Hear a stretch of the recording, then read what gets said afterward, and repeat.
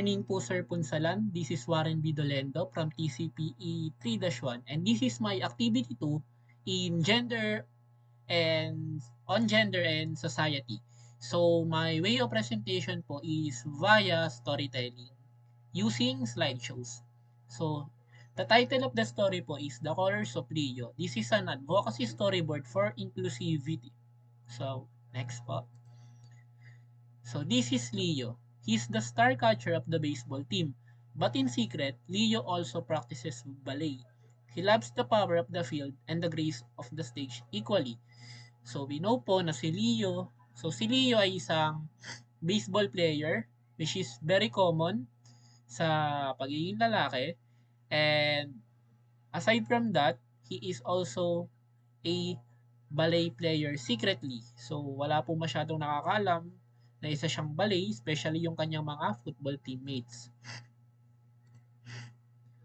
Nung nalaman po ng mga teammates niya na isa siyang ballet player ay hinusgahan na po agad siya and binuli. Ang mga sinasabi po nila dito ay ballet is for girls, Leo. As we all know, most of the ballet players are girls. Female dominant po to. Kaya nung nalaman ng mga teammate ni Leo na isa siyang ballet player, ay hinusgahan na agad siya. They say that it's for girls, that he is gay, and other bullying stops. These gender stereotypes created a wall.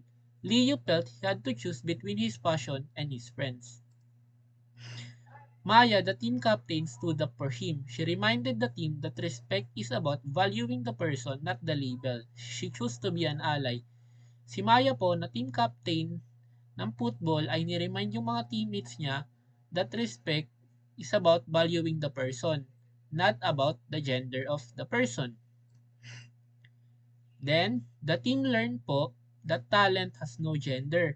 Kahit ano man po yung gender natin, as long as we have talent or excel on something, gender does not matter. They supported Leo at his recital and his game.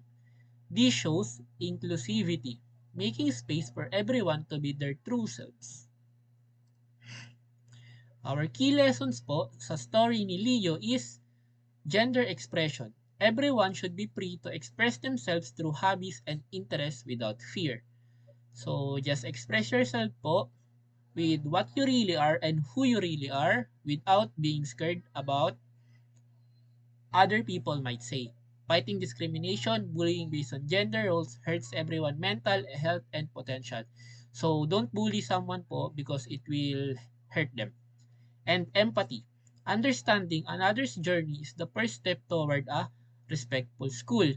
So we should always show empathy and have empathy for everyone because we don't know what they are experiencing po and who they are. So for the last po, be the change. Challenge stereotypes, support your peers, practice gender sensitivity every day. Be the change po. So if may nakikita kayong mga discrimination, bullying towards not just gender but on every other aspect, we should stand up to them po and protektahan sila and speak up because if we don't, nothing will change and it will not start. So be the start po, support our peers, and just be a better person. Yun lang po. Thank you so much po.